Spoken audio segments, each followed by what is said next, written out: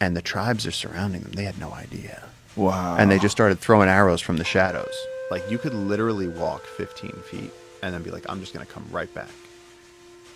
And the jungle will, like, Blair Witch you. You will, because it's all green. So you just, like, think you know what you're doing. Just last week, I took people, I wanted to cross from one trail to another trail. And I was like, I'm a guide, I can do this. And I came back out on the same trail like a half hour later. And I was like, yep, that's what I meant to do. Let's go. And, like, happens to JJ all the time. Really? You cannot find your way in the Do jungle. you use a compass? Don't use a compass. Why not? Because actually, apparently, some of the iron content and some of the saps in the trees pulls the needle. It doesn't work really well. Even the trees are trying to trick you.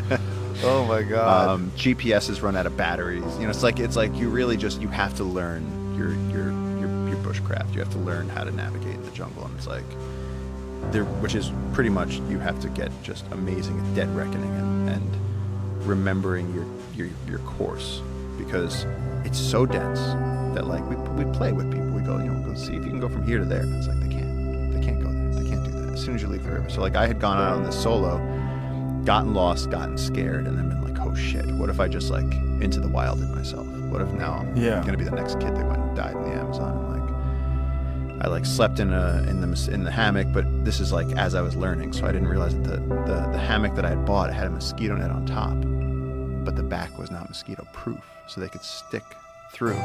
So my back was being destroyed by mosquitoes as I'm trying to sleep. And, like, a couple of nights of that, and so I finally fall asleep, and I wake up in the middle of the night, and I hear breathing right next to my face, and I, like, wanted to turn my headlamp on, and I just hear, like, right here. Like, I could feel her breath. And I was, like, 6 inches away from the jaguar's face. And she just, like, and then left.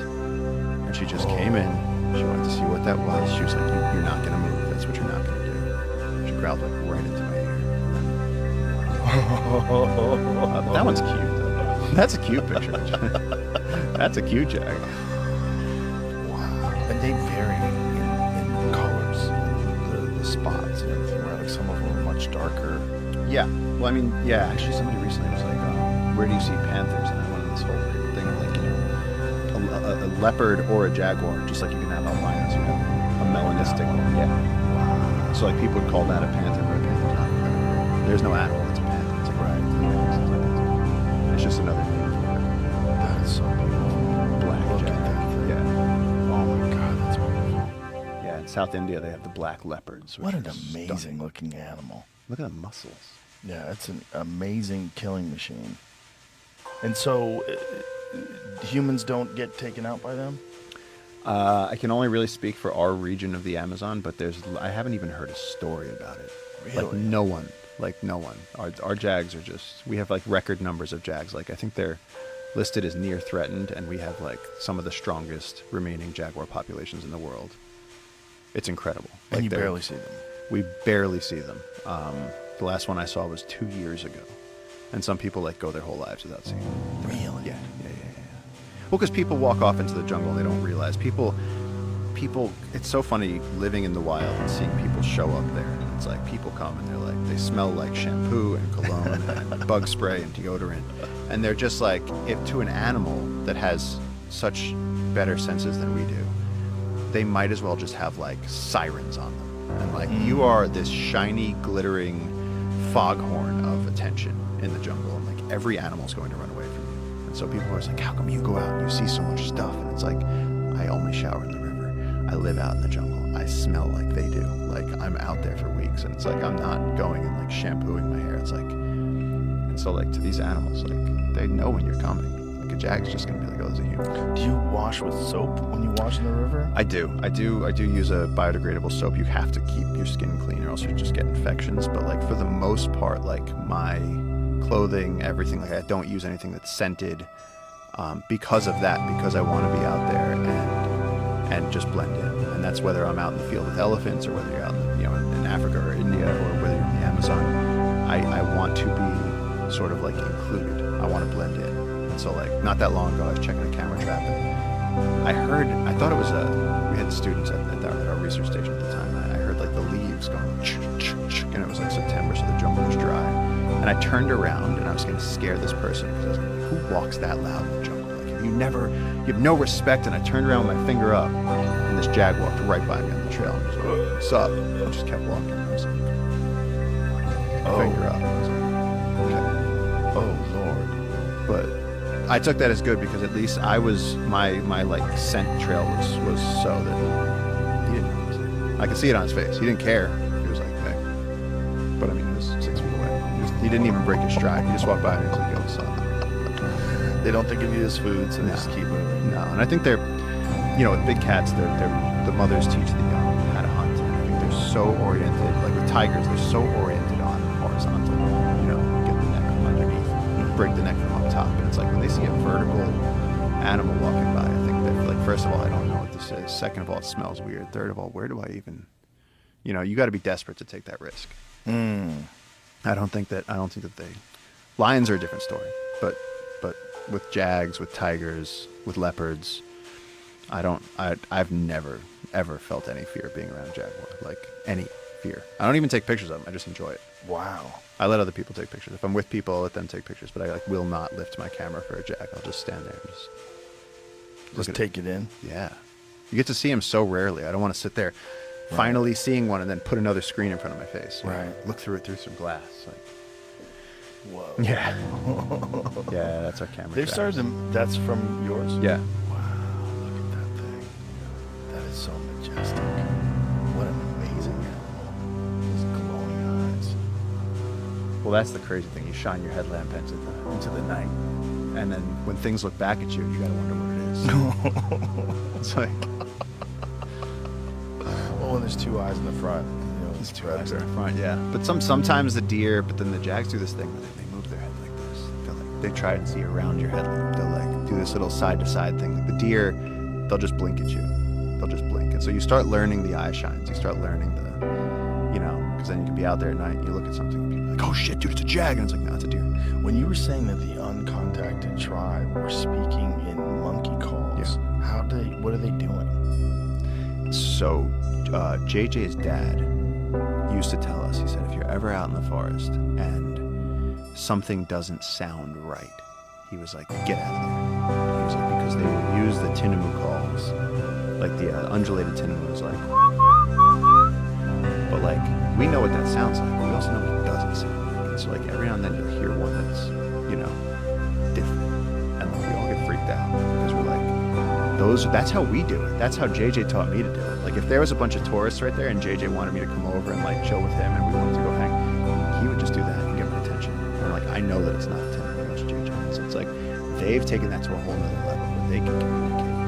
And so there was a group of guys who was upriver and they got surrounded. They heard monkey calls coming from different directions, and they realized they were completely surrounded. They, like, at least one of the guys who was telling it to me, he got in the water and like crawled like a turtle and like escaped. And then the tribe showed up, and then there was this whole showdown where they actually shot one of the community members, and then one of the guys who knows some of their language was saying that it looked like they were mad with the guy that shot the guy. They were mad with him. Why did you do that? Now there's going to be retaliation. Like, why did you shoot him? Like, there was like a whole discussion happening while these people were like huddled in the street waiting to see if they got killed too. So it's like, I don't really, so when you get these loggers going in there, it's like, yo, we'll pay you to protect the rainforest, and like, you don't have to do this. You don't have to be going into these areas that are that dangerous. So at this point now, though, through all of this, though, we've established jungle keepers. We have 50,000 acres. We're trying to do 300,000 acres. And if we can do that, we'll basically be helping to establish one of the largest protected areas in the Amazon rainforest, which will encompass these uncontacted people. And they can stay uncontacted and they can stay safe and do whatever they want to do in the jungle, guarding the secret pyramids and the giant ground sloths or whatever the hell it is that they do. But we're close. Now, how many uncontacted tribes are they aware of? I think there's like over 100 different groups across the Amazon. There's also varying degrees of, and the other thing is the conversation so often gets turned to like they're, violent, and that they're people who live out in the jungle. And I have no idea how they do it either, because at night we need headlamps. We don't have night vision. All the animals have night vision. So it's like, what do they do that night? They're able to make fire in the jungle at night every day. If I gave you an entire book of matches, me and you, we sat down right now in the jungle. It's like, okay, cool. You got a machete and a book of matches. First one to make fire wins. We couldn't do it. It's wet. Everything is wet. So how are they? What's their? Are they doing bow drill? What are they doing? So we don't know. We don't really know. No. We don't know how they do that. We don't know how they stay infection free. We don't know what they do with their old people. We never see old people. We never really see children. And so like they move around, and we see like groups of men on beaches. We see like that picture, that aerial picture where you see like a family group out. That's in turtle season, where you have turtles laying their eggs on the beaches, and the tribes will come out because that's easy food. You just pick up turtle eggs and eat them. But there's so much that we don't know about their lifestyle. Like people get so many things wrong. Just if you leave them alone, then they won't kill you. If then people, there's Stone Age tribes. It's like, we're not Stone Age tribes because they're alive right now, and you couldn't live out in the jungle, but they can. Right. So it's like there's elements of their botanical knowledge, their medicinal knowledge, their creation myths, their view of history. They're coming at reality from a whole different perspective. And there's really no way to get. Does anyone speak their language? Do we know what language they all speak? Is it universal? Is there different languages? It's not universal, and there was someone in our region who captured a child from the uncontacted, raised him in a very remote community, and people have tried, anthropologists have tried. Like, hey, so what was it like when you grew up? And it's dark. He's just like, I don't remember. Like no one's been able to get any information out of him. How old was he when they captured him? I think like 6, like under 10 for sure. Does he not remember? Does he just not want to talk about it? I don't know. There's all these underlying stories. Oh man, yeah. There's just. Then last year, some loggers went to a place they shouldn't have gone, and they got whacked. And sort of like the WhatsApp underground in Peru. Like everyone was sending each other pictures because one of the cops sent to his family a picture of what the bodies looked like on day 6, laying on the beach with arrows in them and shit. And it was like, oh my god. It was like this. It makes you stay in bed at night. You're just like, I'm not going in. But I mean, yeah, it's a complicated topic because there's people that want to contact them. There's people that want to leave them alone. And then of course there's missionaries that are like, they need the Bible. What did you think about Lost City of Z?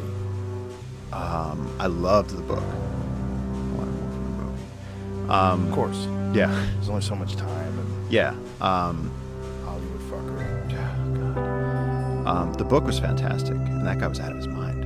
Out of his mind. Out of his mind. Yeah. Percy Fawcett. Yeah. Percy Fawcett. But the fact that he could go on those expeditions and not get infected. Mm-hmm. I've been brutally let me show you this picture. I don't think there's any way of pulling this up, but Oh my god. The jungle just gets into your skin. Oh, what is that on your face? MRSA infection. It started mosquito bites, and then it would scratch, and you don't realize you're spreading it with your fingernails. And you go like this and shit. So, I mean, I almost died from that. But I was staying in the jungle to take care of an antivenom. How did you get free of that? If you're in the jungle, did you use antibiotics? Just go. I had to go home at that point. I remember I got to JFK, and the guy, looked down my passport. He goes, "Yeah, what were you doing in Peru?" And he looked up and he goes, "Buddy, what the fuck?" And I was like, "I'm just trying to get it." He stamped it. He was like, "Go, go, go, go, go." He was like, "Go to the doctor." I can't let it through. Right, you could have been infected with some crazy plague. Could have had monkey Ebola. Yeah. It looked bad, and I spent days in the hospital. It was really, really bad.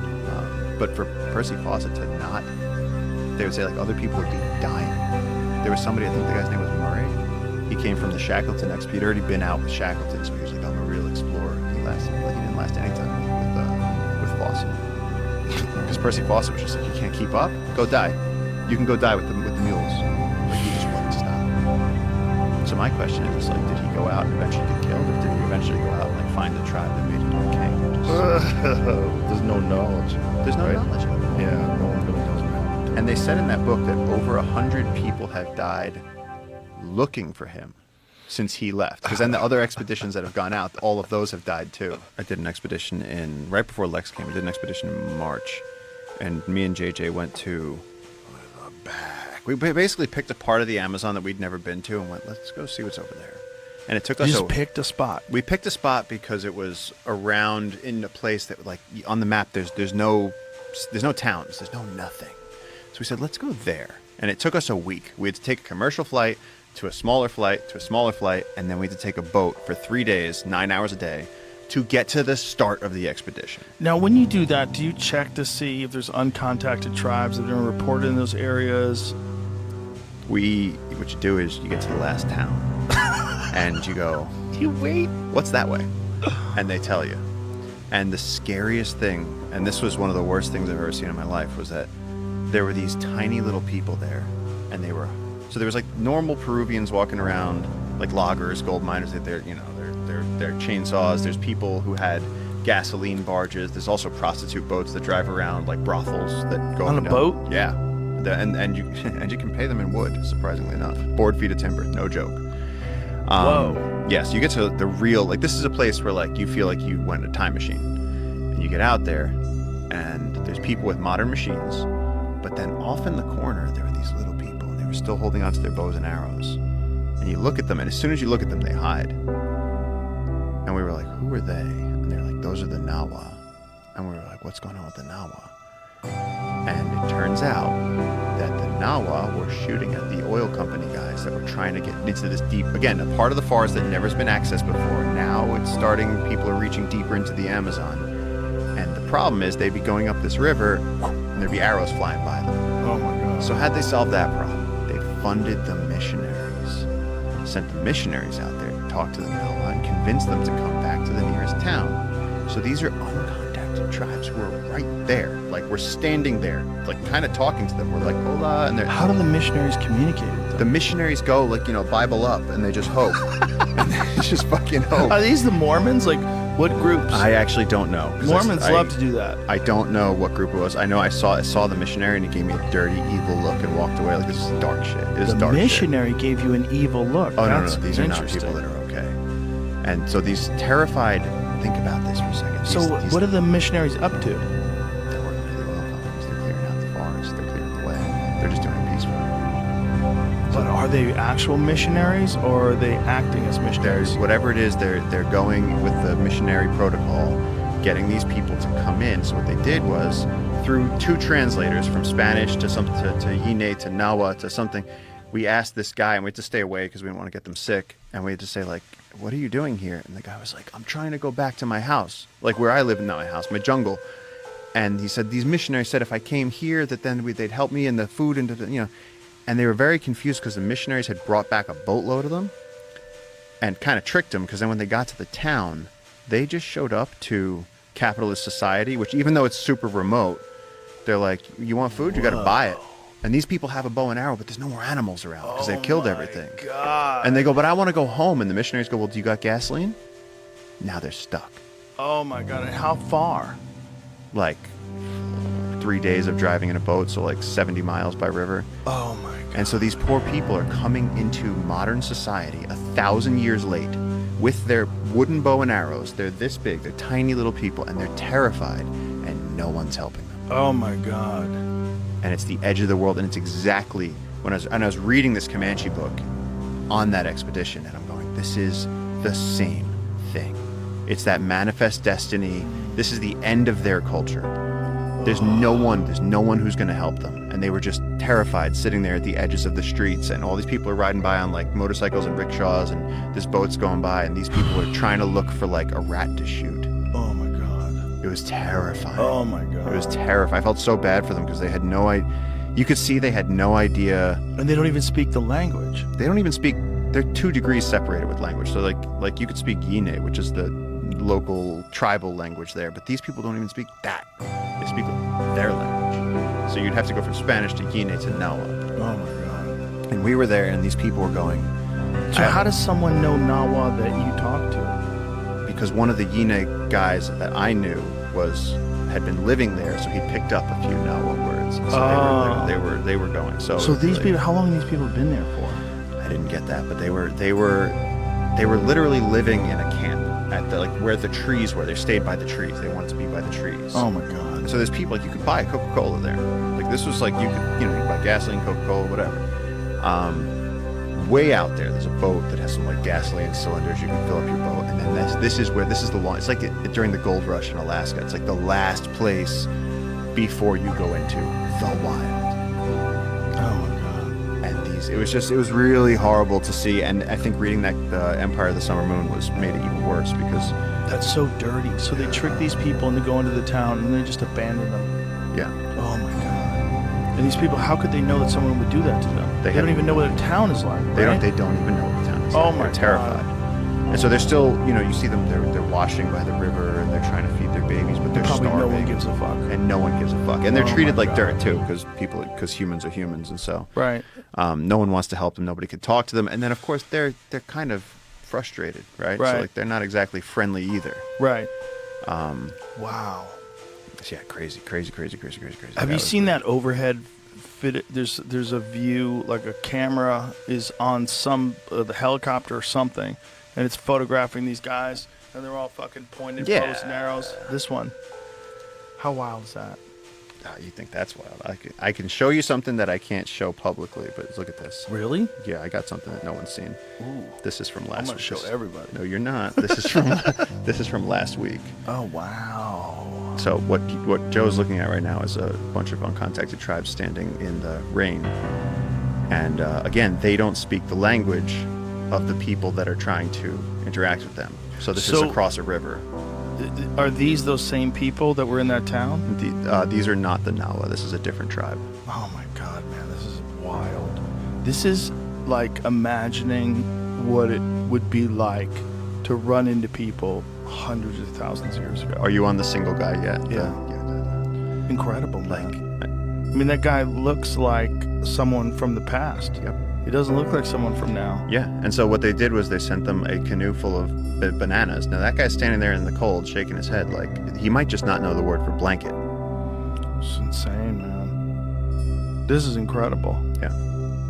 And these are essentially some of the last people on Earth like this. Yeah, and so there's a huge debate about how we protect them because there's two camps. There's some people that say, they're running scared during the Industrial Revolution. They pushed further out and they're too scared to come in and get help. And then there's other people that go, no, they're noble savages and they live out there because they want to and they're the last free people. But looking at these videos and seeing some of the stuff, they're trying to carefully interact with some of the most remote tribes. So there's people that live 7 days from the nearest town that speak a dialect of native language in the Amazon, and the tribes will come out and they'll come out and they'll come out and they'll just look at them, they'll make gestures, they'll do things, but if you get too close to them, they shoot you.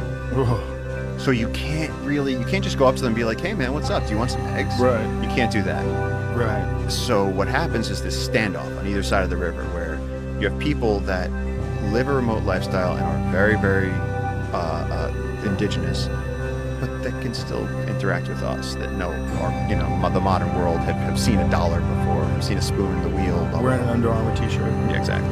And then these people show up, and they got their dicks tied to their stomachs, and they're wearing no clothes, and they're making sounds. Sometimes they're using animal calls. They tie their dicks down so they don't get scratched up. They tie him up. So if you look at this dude, here, look, I'll just pause it on when he's. That's so gangster. It's like, yeah, man, I gotta tie it up, otherwise. I mean, think about the stuff they're walking through. You don't want to drag it on the ground. Where everything's got a thorn. So look at that. Like he's got that thing tied up. But yeah, you don't want to get in. I guess you don't want mosquitoes having access to the head. That could be a problem. That could be a problem. Aren't there little fishies that swim up your dick hole too? That's only if you're peeing in the water. Oh. A much worse thing is when you take a shit in the jungle. Uh-oh. All the bugs are coming for you. Oh, so you gotta no. be on dick patrol while you're doing that, because you're gonna get bug bites on your ass, but you gotta make sure they don't go in your asshole. Well, sure. Right? Does that There's happen? that too, yeah. Because as soon as you crouch, dung beetles bigger than golf balls start flying through the air. So Oh my as you're trying God. to take a shit in the So Amazon, they know when an animal as crouches. soon as you fart, there are animals following Oh. you. And so you're sitting there, and you have to. There's a bunch of things you got to do. First, you got to break your stick, right? So you have like some leaves. The leaves is to keep your ass bug free, to get Oh the my mosquitoes God. away. And then the other thing you got to do is you got to be holding a tree because you're crouching, right? Right. But then you use your ass stick to swat away the dung beetles because Oh, they come in. boy. And one dung beetle hit my friend Mosin in the eyeball, and like scratched his actual eyeball because it flew straight. And they have rhinoceros horns coming out of their faces, Yeah. and their exoskeletons brutal, and they're heavy. It's a big bug, and they're airborne, and they're moving quick. And when they want your shit because and they're gonna take it, and they're gonna roll it into balls, and they're gonna push it through the jungle, and they're gonna lay their eggs in it. Oh God. So yeah, taking a shit in the jungle is like a whole. You have to know how to do it. If you don't know how to do it, you could end up in a lot of trouble. Good Lord. So many things to think about, and this Yeah. is your everyday existence. Yeah. So when you went to that spot, Yeah. when you decided let's go there, and it takes you 3 days, and you get up there and you see these people, did you wind up going deeper into the jungle and seeing how they actually live? So, Can you, or is it dangerous? well, both. Well, I had some trackers with me who were extremely experienced in all of this. They knew where we could and couldn't go. And we went on it took us a week to get to the launch point, and then we went on a 6-day expedition from there, where we're eating fish out of the river, we're drinking out of the river, camping on the beaches. And then we did reach a point where they found signs of uncontacted tribes. And that's when it gets dangerous. And they went, we're going back. Wow. 100% going back. I mean, you have to. For everyone's, there's absolutely no way that you can continue going. You're going to either get killed or be killed, like it turns into. I mean, these guys turned around, they loaded the shotguns, and they were like, we turned around this moment, but it turned to the boat. And it's like the moment that you because find- they know you're there before you know they're there. Oh, they know you're there. Yeah, if you're coming in a boat too, it's probably making a lot of noise, Yeah. right? Oh, yeah. They Wait, hear just that thing from a long ways out. 3 weeks ago, some loggers, they found them. They were the chainsaw. The loggers were chainsawing on the Tawamanu River. The loggers were, from the look of I'm kind of Sherlock Holmesing the image I saw. The loggers were cutting this log. They were dead where they were standing. So you think these guys are going cutting this log,